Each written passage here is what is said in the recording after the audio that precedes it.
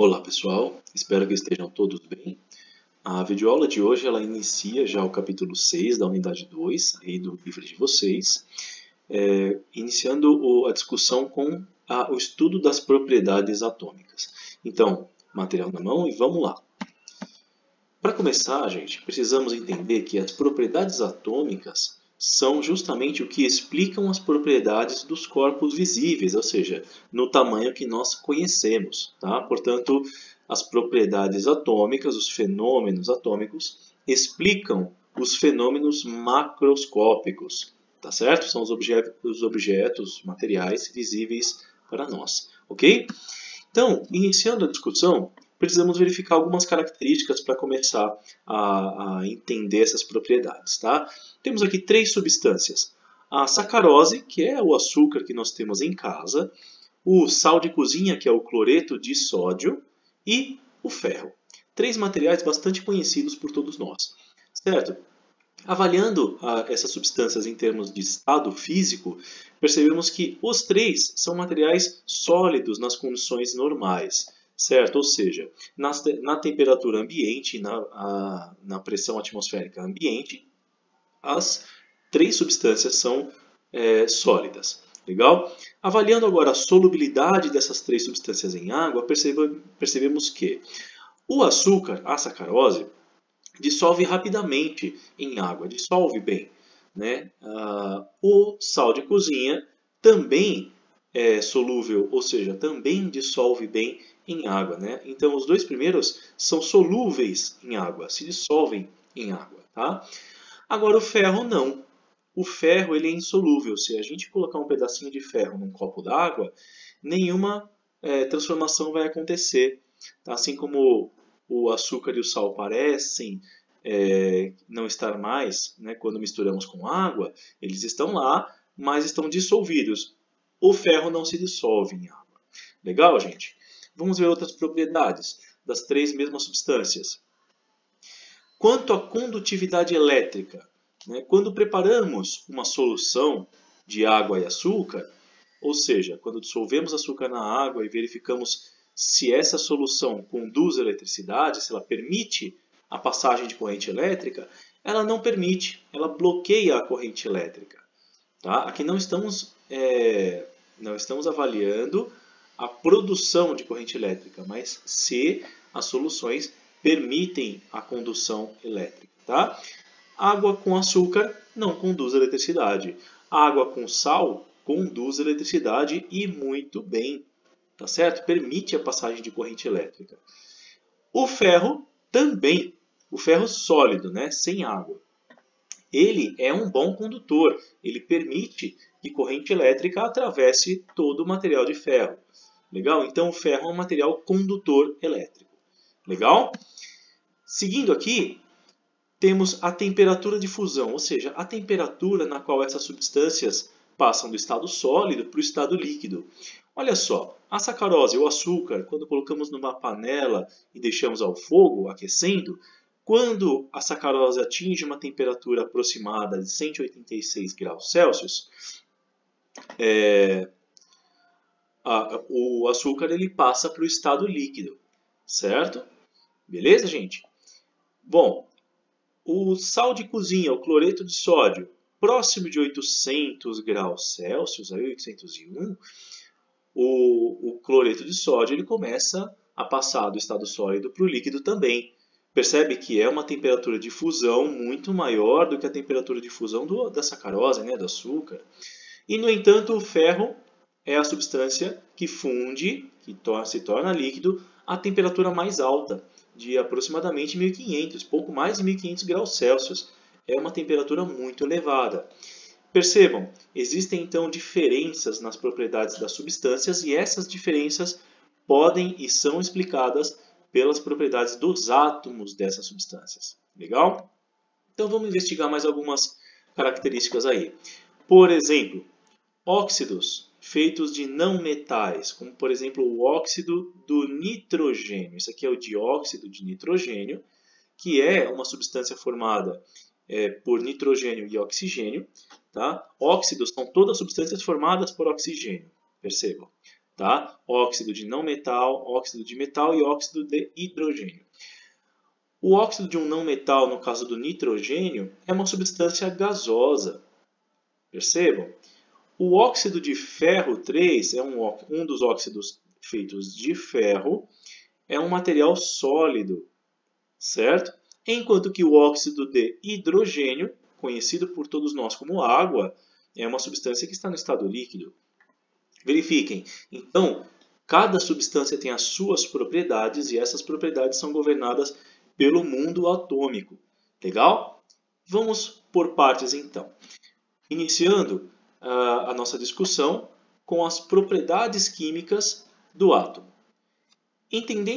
Nós já entendemos que o átomo ele tem duas regiões distintas, né? Sendo o núcleo e a eletrosfera. O núcleo é a região central do átomo, onde estão presentes os prótons, partículas positivas, e os nêutrons, partículas sem carga.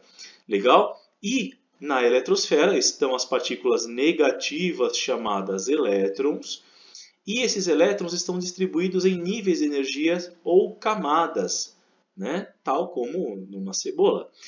Legal, gente? Sendo que a última camada de elétrons que tem em um átomo é conhecida como camada de valência. É a camada mais importante de elétrons, porque é justamente nessa camada que os elétrons participam das ligações químicas. Legal? Então essa é a estrutura básica de um átomo.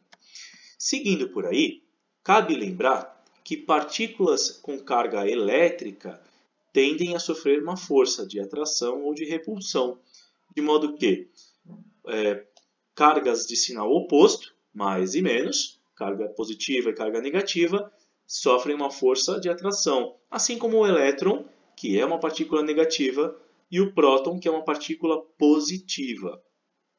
Se aproximarmos um elétron de outro, ele já sofre uma força de repulsão.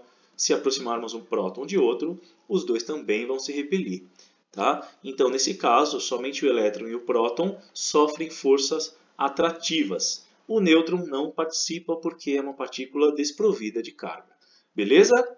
Seguindo aí, temos que, num átomo, portanto, sendo o núcleo essencialmente positivo porque está cheio de prótons e a eletrosfera contendo os elétrons, uma pergunta que surge é como os elétrons conseguem se manter nessas órbitas, girando ao redor do núcleo? A resposta é, semelhante à força da gravidade, temos a força de atração eletrostática entre núcleo e elétrons. É exatamente essa força de atração que mantém os elétrons ligados ao átomo, assim como os planetas, de certa forma, ligados às órbitas ao redor do Sol. Ok, gente? Então, entrando numa das propriedades conhecida como uma das propriedades periódicas, a afinidade eletrônica, que nós verificamos agora. Acontece de, quando juntamos dois átomos de elementos diferentes, muito provavelmente, um elemento, o átomo de um elemento, consegue arrancar elétrons do átomo de outro elemento. Tá? Aqui nós estamos representando o átomo de sódio. Esse outro átomo pode ser de qualquer outra substância. O que acontece? Percebe-se então que alguns átomos têm maior força de atração sobre os elétrons do que outros átomos. De modo que este átomo da direita conseguiu arrancar um elétron de um átomo de sódio aqui à esquerda. Né? Observando essa propriedade, é que nós denominamos afinidade eletrônica ou eletroafinidade a capacidade de um átomo em atrair elétrons, digamos, roubar elétrons, ou elétrons que estão livres, vagando pelo meio, ou elétrons que pertencem a outro átomo. Tá certo? No entanto, quando esse elétron ele é arrancado do sódio, no momento exato que ele entra no novo átomo, esse novo átomo ele libera energia. Essa energia geralmente ela é energia eletromagnética, como luz, como raios ultravioleta, infravermelho, etc. Dependendo de onde esse elétron entra no átomo. Tá certo? Mas a questão é, Quando um elétron entra no átomo que absorveu esse elétron, tá? Esse elétron ele passa a girar ao redor do núcleo, como todos os outros. Quando esse átomo recebe esse átomo dispara uma certa quantidade de energia eletromagnética. Legal? Isso que nós chamamos de afinidade eletrônica. E percebam, em termos de afinidade eletrônica, medimos aqui alguns elementos da tabela periódica, a afinidade eletrônica para todos os elementos. Olha só, temos menos 73 dado em kilojoules por mol, tá? Menos 73 kilojoules para o hidrogênio, menos 60 para o lítio, menos 72 para o fósforo, menos 134 para o silício. Olha só o bromo, gente. Menos 325 é um valor elevado, né, de energia. Está aumentando. E por que verifica-se, então, uma energia negativa?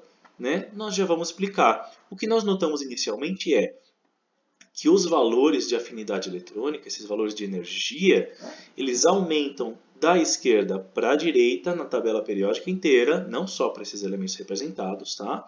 Mas para a tabela periódica inteira. Da esquerda para a direita aumenta e de baixo para cima também aumenta. Olha só, nessa coluna só está aumentando para cima. Nessa coluna, aumenta para cima. Nessa linha, aumenta para a direita.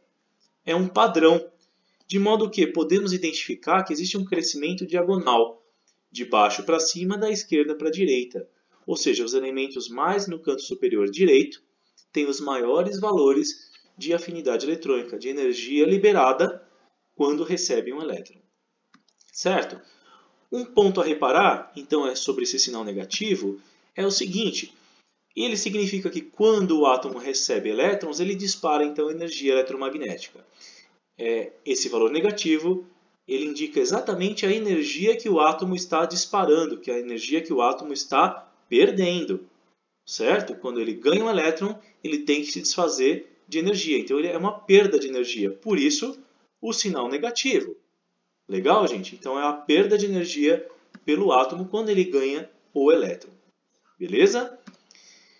E isso pode ser representado por equação química da seguinte forma. Por exemplo, o átomo de cloro, ao receber um elétron, se torna um íon cloro menos, ou seja, o átomo que não tem carga, recebendo um elétron que tem carga negativa, se torna uma espécie com carga negativa e ocorre, consequentemente, a liberação de energia. Legal, gente? Então, é assim que funciona em termos de equação. Certo? Isso que nós estamos vendo, essa espécie negativa do cloro, nós chamamos de íon negativo. Tá? Existem íons positivos e existem íons negativos. Esse é um íon negativo, nós chamamos então de ânion. Esse é o ânion cloro menos. Legal? Tá? Nesse caso ele tem uma carga 1 menos. O 1 não se representa aqui. Tá bom? Mas outras espécies têm carga 2 menos ou 3 menos. Beleza, gente? Verificando também, olha só a coluna dos gases nobres. Todos eles têm valores de energia maior que zero. Ou seja, energias positivas para a eletroafinidade.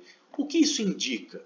Indica o contrário. Nós temos que, primeiramente, fornecer energia ao átomo, bombardeá-lo com energia eletromagnética, para podermos conseguir inserir um elétron nele.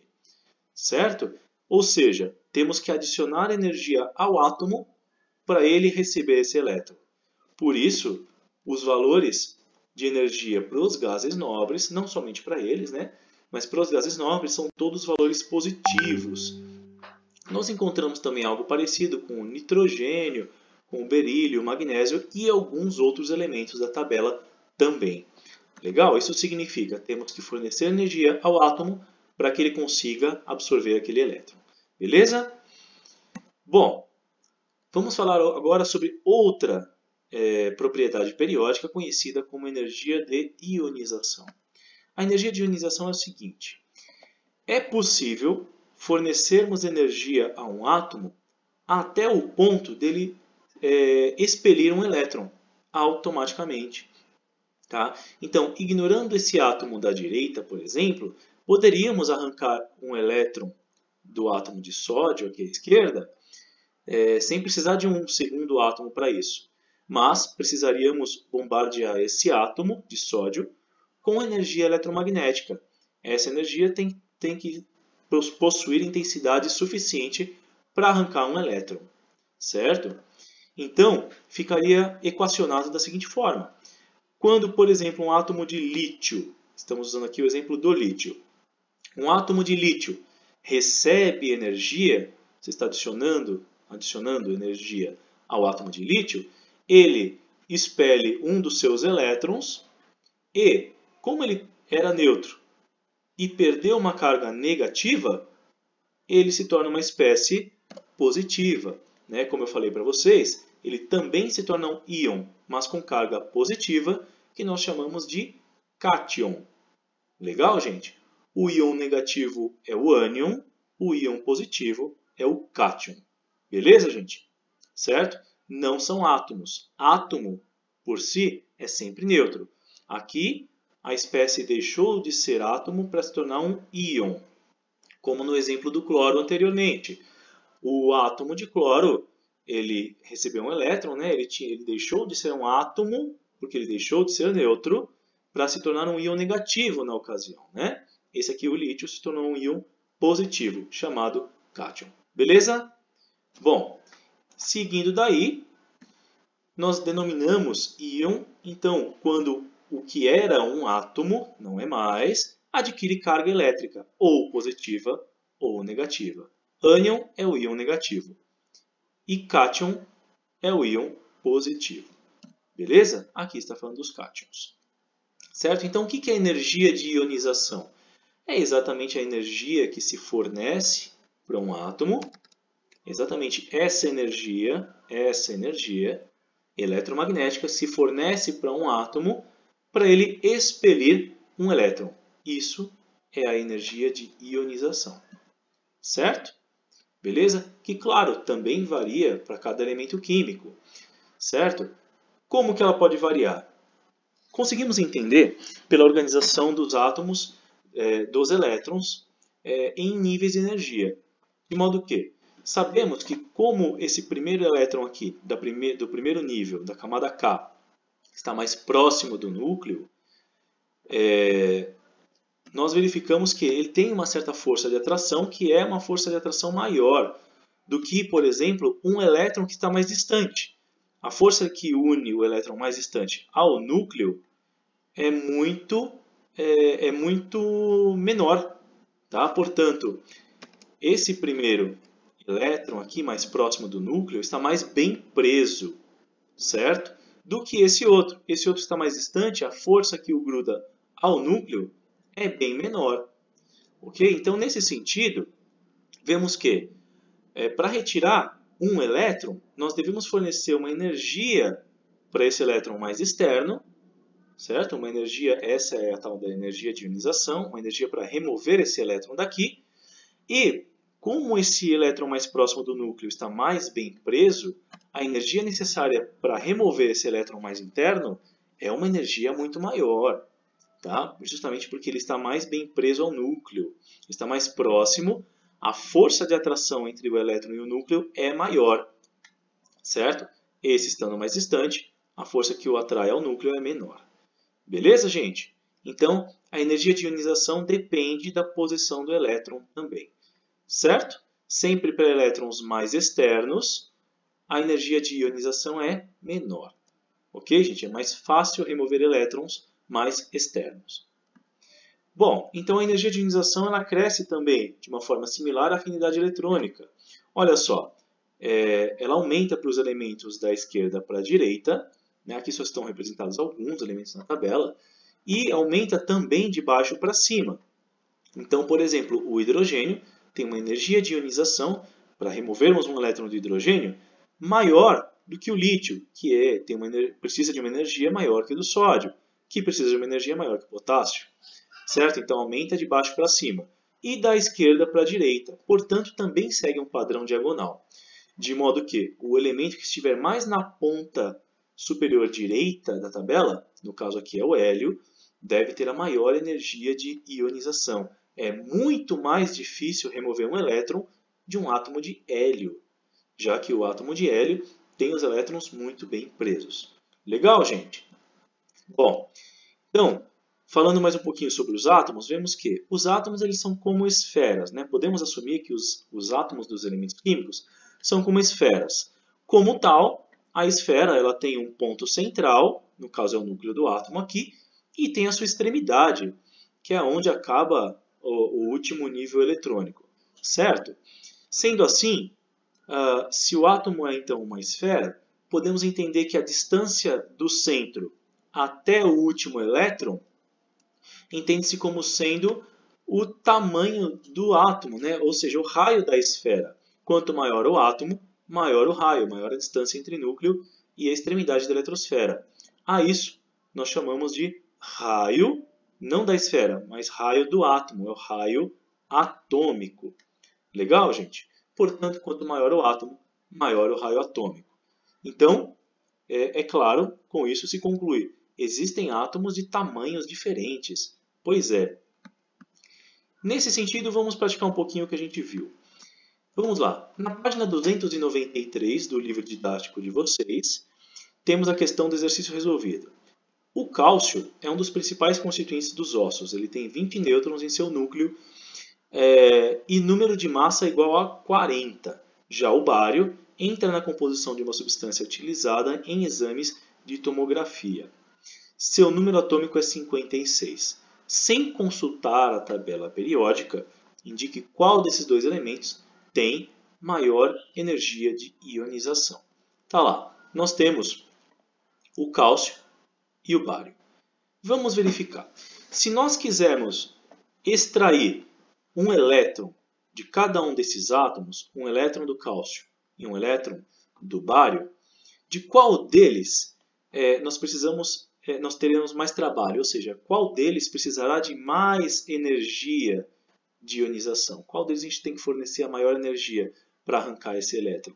E nós estamos falando dos elétrons mais externos, os elétrons de valência. Legal? Como que nós resolvemos essa situação? É fácil.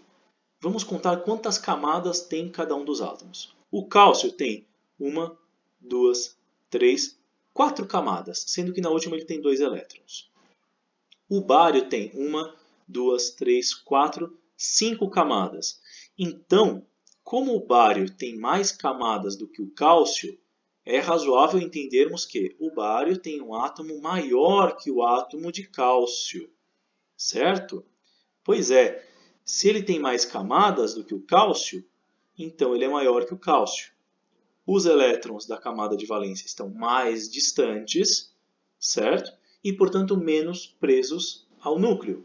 O resultado é que, estando esses elétrons aqui da camada de valência do cálcio mais próximos do núcleo, nesse caso, a energia de ionização para o cálcio é maior. Certo, gente? Beleza? Então, justamente, a comparação é essa. Nós também vimos que a energia de ionização ela aumenta de baixo para cima, né? Como o cálcio está acima do bário, obviamente, também concluímos que o cálcio tem uma energia de ionização maior que o bário. Ou seja, precisamos de mais energia para remover um elétron de valência do átomo de cálcio do que para remover um elétron de valência do átomo de bário. O bário ele expele elétrons com mais facilidade, com menos energia. Então a nossa resposta é o cálcio. A maior energia de ionização é para o átomo de cálcio. Beleza, gente? Espero que tenham entendido. Continuaremos esse assunto na nossa próxima videoaula. Qualquer dúvida pode mandar no e-mail ou tirar as dúvidas no Zoom. Muito obrigado pela atenção de todos e que a força esteja com vocês. Muito obrigado, pessoal. Abração a todos.